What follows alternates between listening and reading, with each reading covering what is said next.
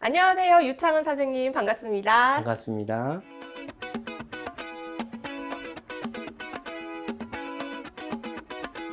제가 자세한 건 모르지만 이 대부분의 사람들이 당뇨하면 인슐린 가장 먼저 떠오르거든요. 그런데 이 인슐린이 정확히 무엇인지 좀 알려주시죠. 사람 몸의 췌장이라는 장기에서 분비하는 호르몬인데 몸속에 있는 혈당을 떨어뜨리는 기능을 합니다.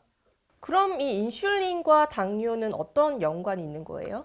인슐린을 잘 생산하지 못하거나 혹은 제대로 생산이 되는데도 몸에서 이 인슐린의 기능을 제대로 못하게 될 때에 몸의 혈당이 올라가게 되고, 그렇게 되면 당뇨가 생기게 됩니다. 네, 그러면 이 당뇨병에 걸리는 주된 원인은 무엇인가요? 원인은 크게 두 가지가 있는데요.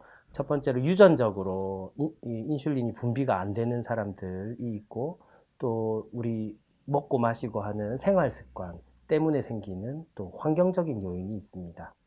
예전에 패닉룸이라는 영화에서 주인공의 어린 딸이 당뇨병 환자로 나오거든요. 어린 나이에 발생하는 당뇨병과 이 성인 당뇨병은 종류가 다르다고 하는데 이걸 구분하는 기준이 따로 있는 건가요? 어린이들이 주로 걸리는 당뇨병은 1형 당뇨병이라고, 아까 유전 때문에 생기는 몸에서 인슐린을 제대로 생산하지 못해서 생기는 당뇨병을 어린이들이 주로 생기는 1형 당뇨병이라고 하고, 또 어른들은 잘못된 생활 습관이나 혹은 뭐 비만 이런 것들 때문에 생기는 제2형 당뇨병, 이것은 인슐린이 제대로 분비되는데도 불구하고 몸속 장기나 근육이나 이런 것에서 제대로 반응을 하지 못해서 생기는 당뇨병입니다. 이 당뇨병의 경우에는 병원에 찾았을 때는 이미 합병증을 안고 있는 경우가 많다고 하더라고요. 이 당뇨가 생긴 건 아닐까 혹시 의심할 수 있는 증상에는 어떤 것들이 있을까요?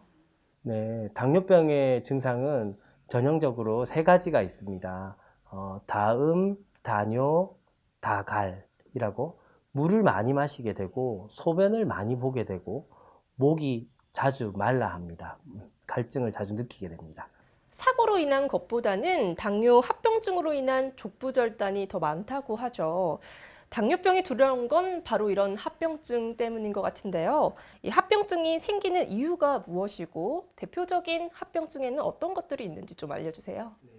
네, 당뇨병의 합병증들은 대부분 다 혈관이랑 연관된 합병증들입니다.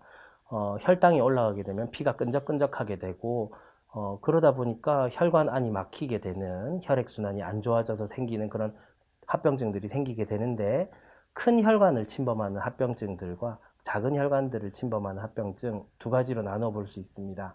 큰 혈관들을 침범하는 합병증들을 생각해 보면 방금 말씀하신 그런 다리에 발을 지나가는 족부혈관, 뭐 그런 것들이 혈액순환이 안 되어서 생기는, 또 이런 족부괴사 이런 것들이 와서 발을 잘라내는 이런 일들이 있을 수 있고, 혹은 심장혈관에 생기는 심혈관 질환이나 뇌혈관을 막아서 생기는 뇌혈관 질환 이런 것들이 있을 수 있고요.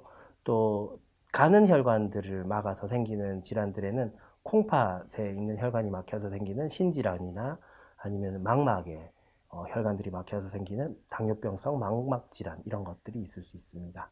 대한당뇨학회의 2016년 기준의 자료를 보니까요. 65세 이상의 노인 30.4%가 당뇨병을 앓고 있다고 하거든요. 이렇게 노화가 진행될수록, 나이가 들수록 당뇨병에 걸릴 확률이 높아지는 그 이유는 무엇인가요? 나이가 많을수록 당뇨병에 잘 걸리게 되는 이유는 두 가지로 생각해 볼 수 있는데요. 나이가 들면 사람 몸의 모든 기능들이 다 떨어지게 됩니다. 당연히 췌장에서 인슐린을 분비하는 기능도 떨어져서 인슐린 분비 자체가 줄어드는 이유가 첫 번째가 있고, 또 두 번째는 나이가 들면서 몸에 익히게 되는 나쁜 생활 습관들, 운동을 하지 않는다든지 기름진 음식을 먹는다든지 하는 그런 생활 습관과 연관된 그런 이유가 있다고 하겠습니다.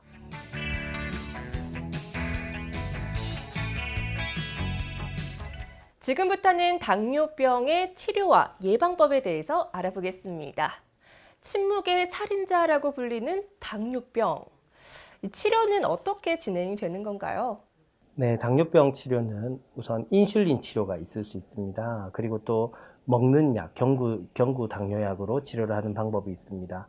이런 약물적인 치료 외에도 더 중요한 것은 이런 생활 습관을 교정하고, 예를 들면 운동을 하고 뭐 당분이 높은 음식을 먹지 않는다든가 하는 그런 생활 습관 교정을 통한 치료가 더 중요하다고 말할 수 있겠습니다. 당뇨는 무엇보다 음식 조절이 참 중요할 것 같은데요. 일단 제일 먼저 드는 궁금증이 단 음식을 먹으면 당뇨병에 걸릴 위험이 높아지냐입니다. 그만큼 단 음식을 참 조심해야 되는 거겠죠?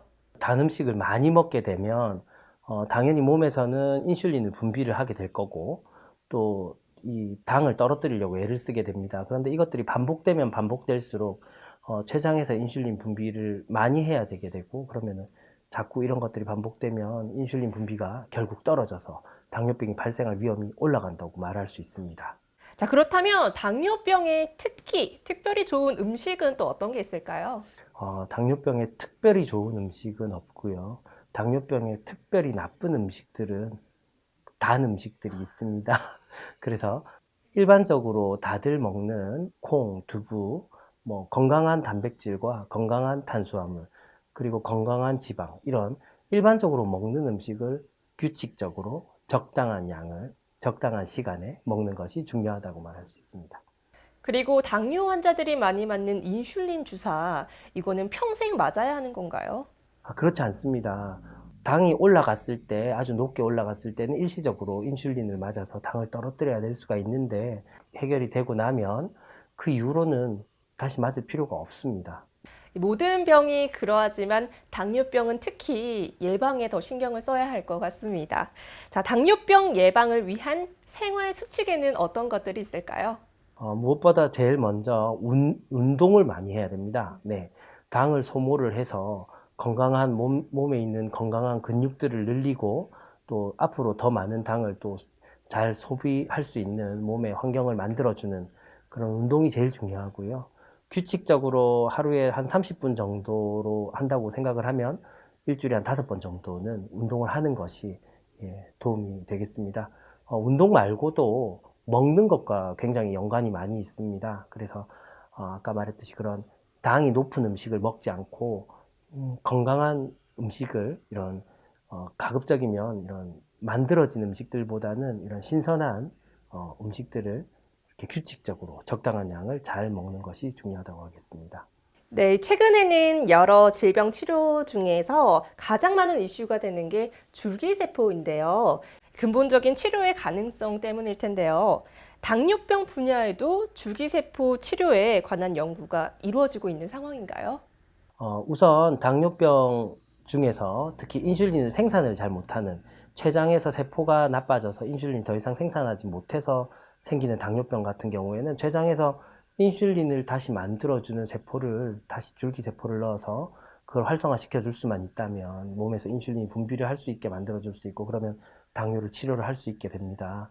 그거 말고도 족부병변 같은 것들이 있을 경우에 그런 혈관을 재생시키는 어떤 그런 줄기세포를 이용해 가지고 또 혈관을 통해서 족부를 이렇게 낫게 하는 그런 치료법들이 개발되고 있습니다.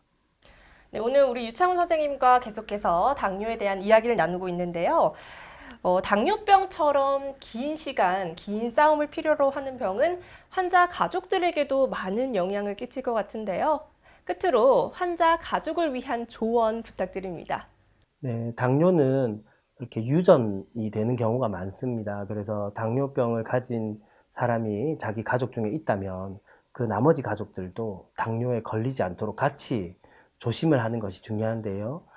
또 생활 습관이 교정하는 것이 중요하기 때문에 먹는 것이라든지 운동하는 것, 이런 것들을 가족들이 함께 할 수 있다면 당뇨병 환자한테도 더 쉽게 치료할 수 있고, 또 가족들한테도 또 더 당뇨병이 걸리지 않게 예방할 수 있는 방법이 되겠습니다. 네, 선생님 오늘 귀한 시간 내주셔서 정말 고맙습니다. 네, 감사합니다. 오늘 닥터인사이트 당뇨에 관해서 이야기 나눠봤습니다. 건강이 있는 곳에 자유가 있다. 건강은 모든 자유 중에 으뜸이다라는 말이 있습니다. 미리미리 건강한 습관을 잘 만들어서 오래도록 자유로운 생활 영위하시기 바랍니다. 지금까지 닥터인사이트였습니다.